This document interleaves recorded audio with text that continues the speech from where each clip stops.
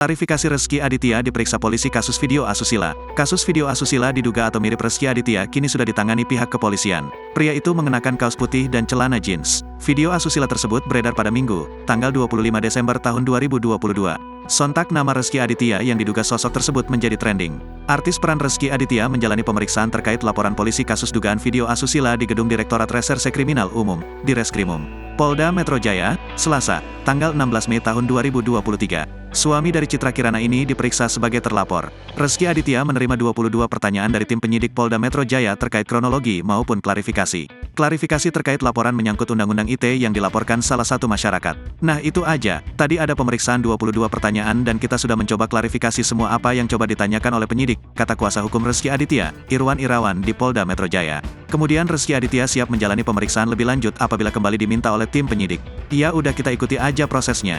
Iya ikutin aja kalau kita diminta klarifikasi ya kita klarifikasi aja, ujar Rezky Aditya. Kemudian sejauh ini laporan polisi atas nama Juliana tersebut telah memasuki tahap penyelidikan.